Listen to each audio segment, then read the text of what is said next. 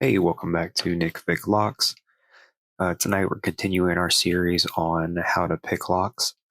I will be covering spools tonight, but before we go any further, I wanted to address something that I left off in my video about tensioning and pick selection, which was having the tensioner fit. So as we can see here in this one is loose. This is a 40,000th top of keyway. We want one that fits snugly in there. It's 50,000. It's a little more snug. Ideally, I'd like something probably around 52. But I have a lot less wiggle room or play in the tensioner before the core starts to turn. Whereas with the 40, you can see I can move that a lot before that core ever engages and starts to move. But I just wanted to cover that real quick. Tonight we'll be talking about spool pins, like I said. And to start with, let's talk about a few different kinds of spools that we may come across. So I have three different kinds of spools here. Our most common is just a standard spool where the top and the bottom are equal proportions. Sometimes you might have long spools or spools with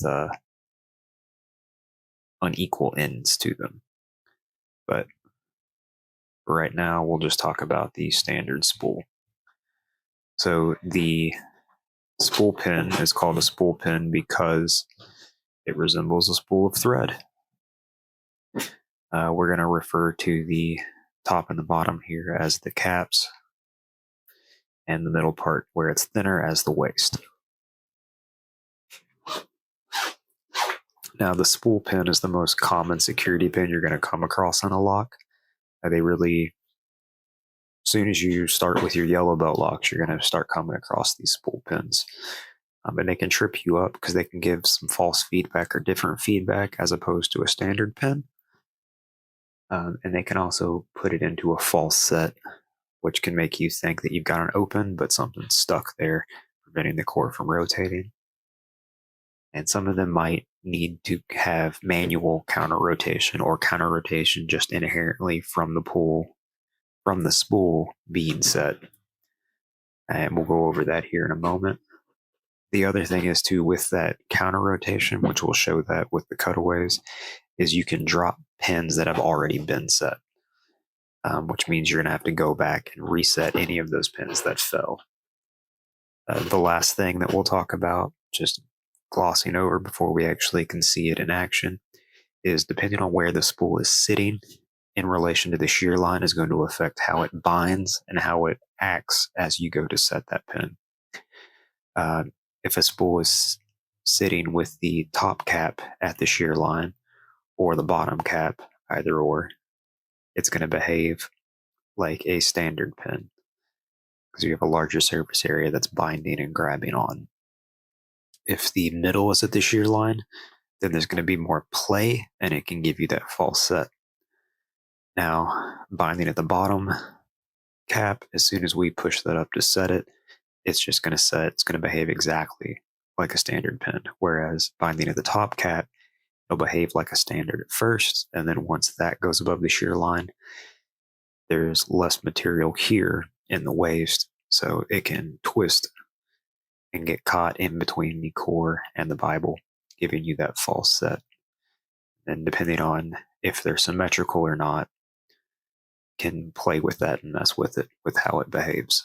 So we'll take a look at this in a lock and go over it a little bit more. Okay, now if we take a look at where the spool is in the lock here, we can see that the shear line is at the waist of the spool. So whenever we go to tension the lock, let's get the tensioner in there. Might help if I loosen this a little bit. There.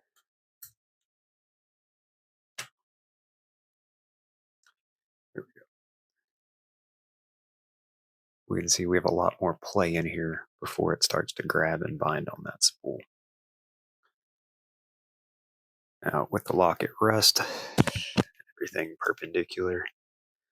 It's just going to move like any other pin will. That's how the key is going to act on it. Push it up to the shear line. Good to go. Now, if we tension the lock, we go to push that up. We can see it wants to catch on the bottom cap of that spool. When we push it up, we'll get that click.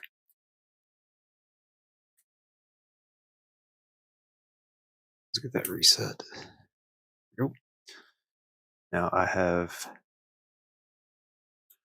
2 pins in here that are also spools.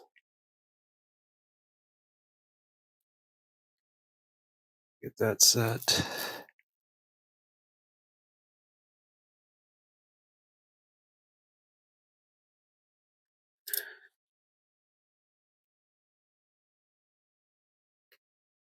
There we go. And we can see how it dropped into a greater rotation here, this false set. And this spool pin is just binding even more so.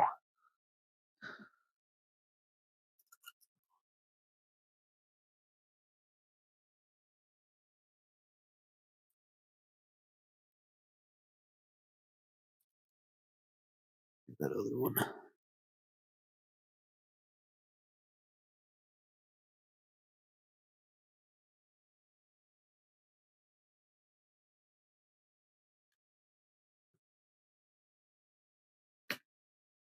That doesn't sound good.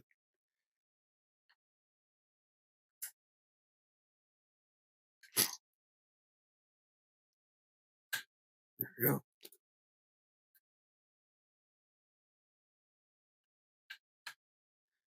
There we go.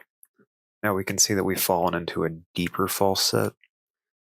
And what'll happen is, because it's binding on the waist here, as we push it up, the bottom cap is going to try to align the core with the Bible and straighten it up. And that's going to give us our counter rotation opposite of the direction that we are tensioning in.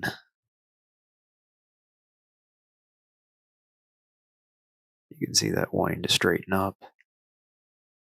And then once it gets above that, our lock is open. Now, some locks, depending on the type of locking mechanism in them, like in some padlocks will have a dead core where there's no spring tension on the lock, and they might require counter rotation or rotation just from the spool pins themselves trying to align. And then some locks that are under spring tension will more easily come back up to center to get those spools set. Now, what'll happen is, say we come in and we get our spool set here, maybe sort of. Set this front one first.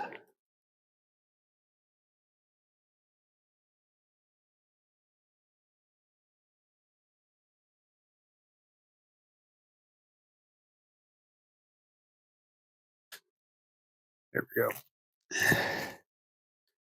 You can see how deep of a false set that put us in. Again, as I push up, that core wants to straighten out.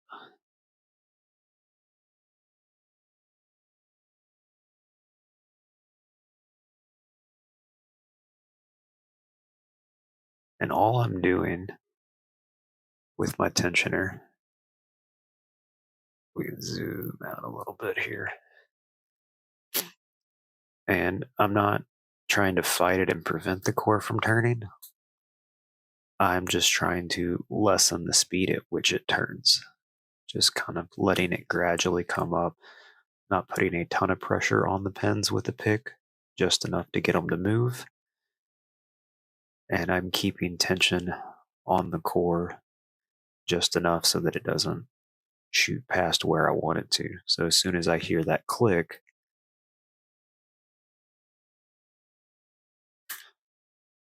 I'm going to reapply tension. Now, as you can see, what happened is too much pressure and force from the pick pushed our key pin up past the shear line. into an overset state.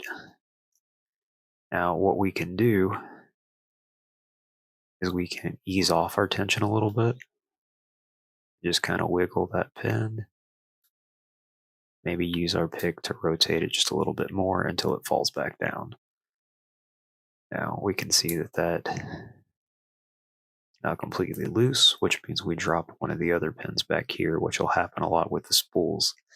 That counter rotation causes things to move enough that other pins that were caught at the shear line will fall back down if the core rotates too much. There we go.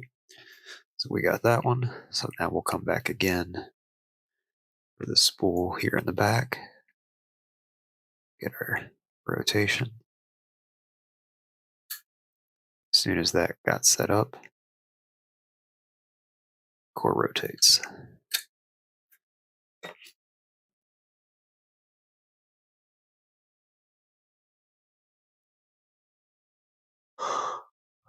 Okay. Now, if our spool pin was to bind at the bottom, go.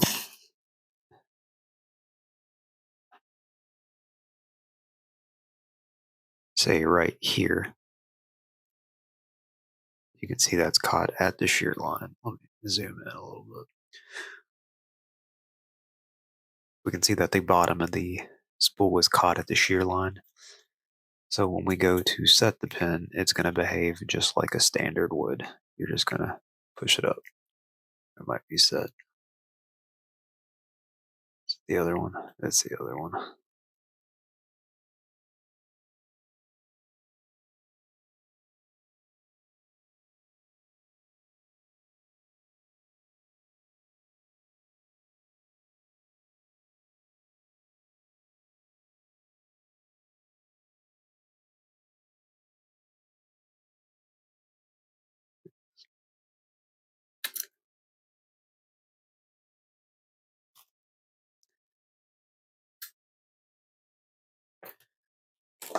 All right, now let's take a look at this on the side cutaway, and we can get an idea for binding order and how they can affect other pins in the lock.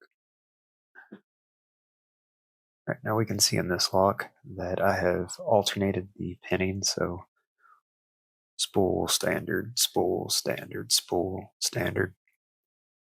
And we can see that they're sitting at different points in the lock as well. So the standard well below shear line. This one, the waist is at the shear line. This pin, the top is at the shear line. This one, the top is at the shear line, and then this one is caught in the shear line. So when we go to tension our lock, let's go this way. And I can see that this pin, the spool where it's at the waist, is not binding at all. Pin 1 feels like it's binding a little bit.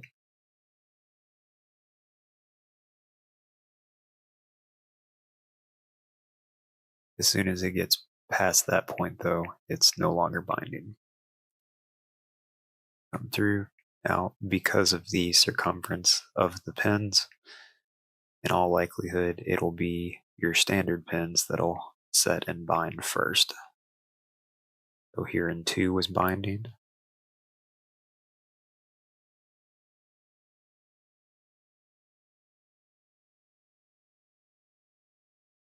Felt like it was binding.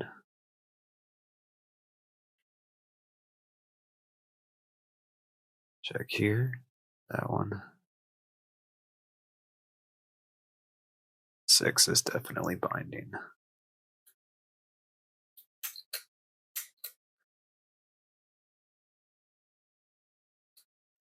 All right.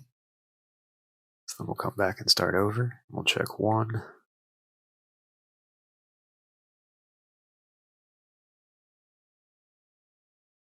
One started to bind. back and check 2. We can see as we were pushing up on 2, 1 was not fully set or did not have a whole lot to grab on, so it fell back down.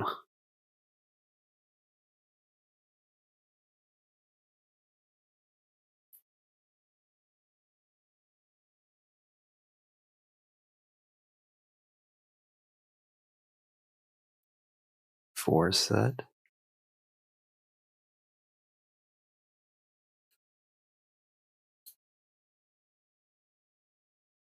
4 fell.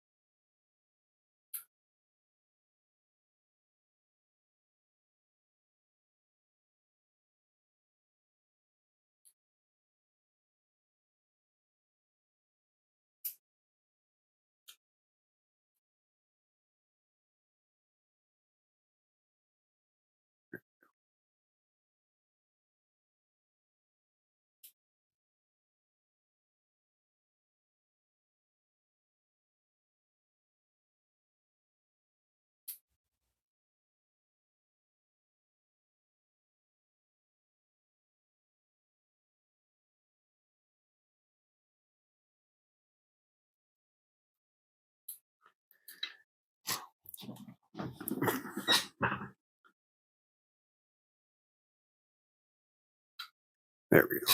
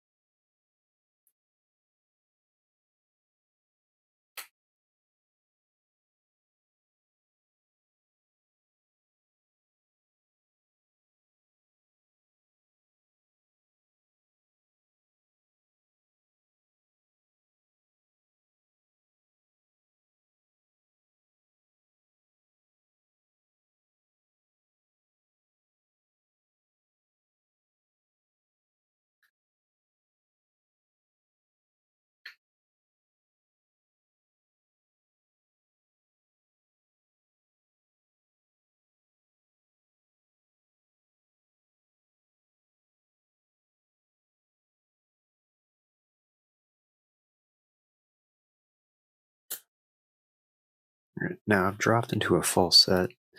It looks like the only one that's not set here is pin 1. And as we go to push up on pin 1, I will get some counter rotation.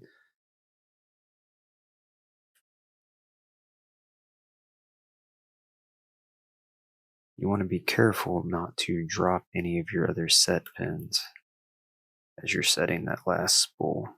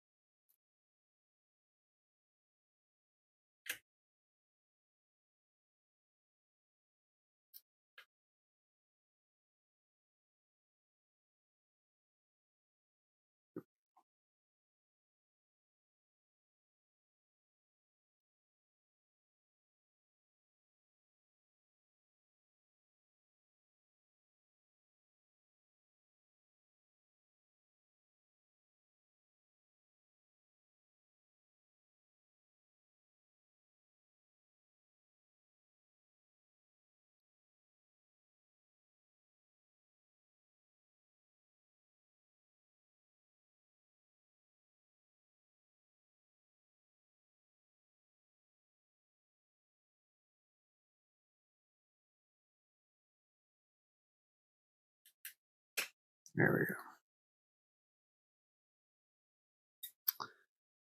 Like something fell.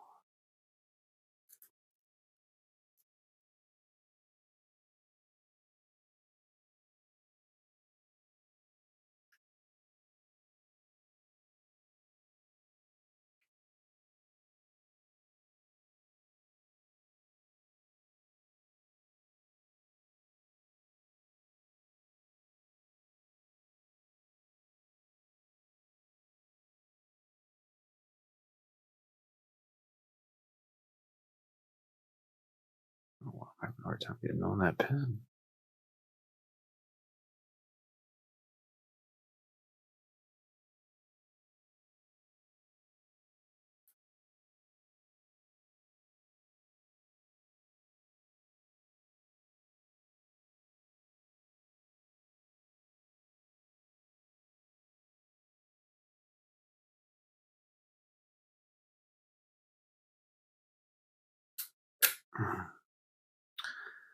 Well, I did that.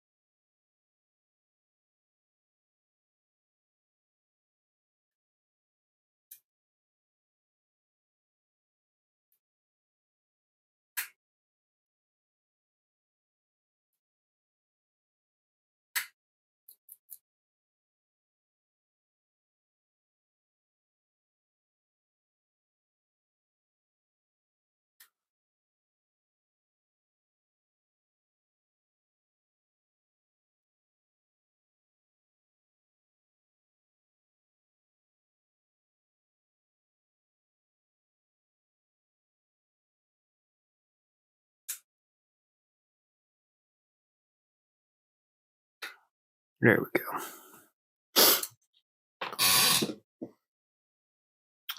You could see how the spools and the counter rotation can cause other pins to fall and drop. And then getting into a false set when the waste is caught on there.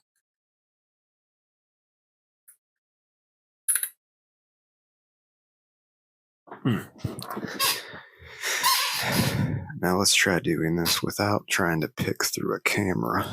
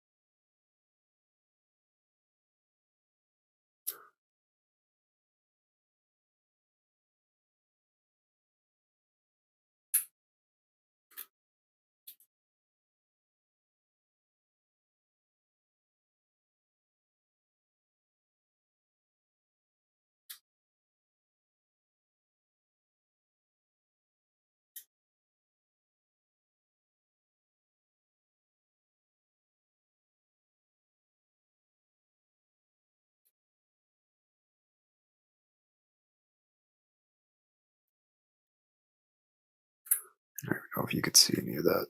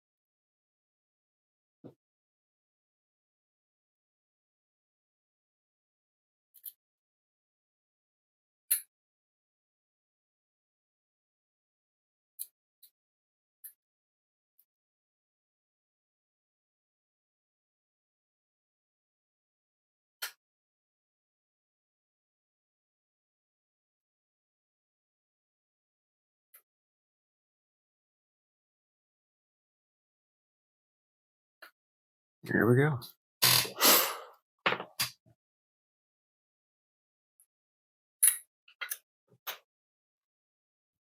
So to finish up with spools, I thought we could talk through picking the Yellow Belt Brinks 164 lock. It is a dead core and a dead shackle. So for this one, I like to start all the way in the back, pull forward until I feel the first pin. So it'll be pin 5. Get that set. 4, 3, 2, pin 1. That gives us into a false set. So now we're going to go through looking for which pin is still binding, which one's going to give us counter rotation. It's like pin 3.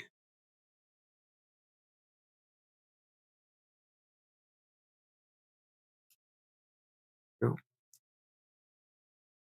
Now pin 2.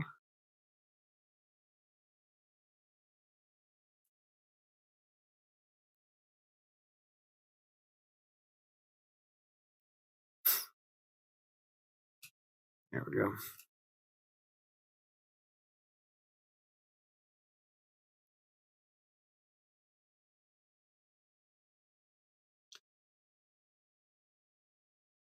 One. There we go. And that got us open.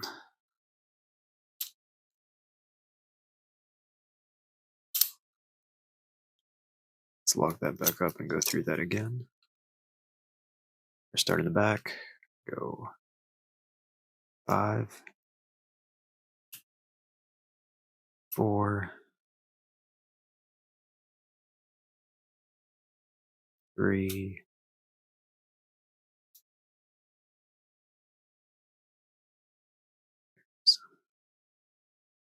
on 2, nothing on 1.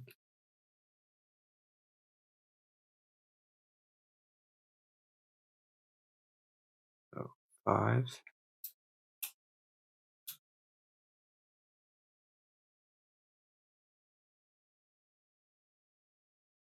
3, 2, and 1. As we push on it, we can feel the core wanting to turn. All right, let's go back 2, and we're open.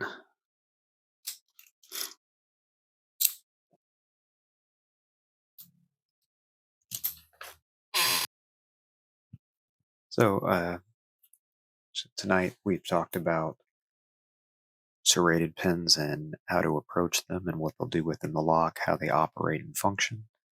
We've talked about what to feel for and how they can affect other pins within the lock. Hopefully that was useful and can help you move up into more difficult locks or get you through them. Next time we'll be talking about serrated driver pins and how those will affect things and can throw you off here.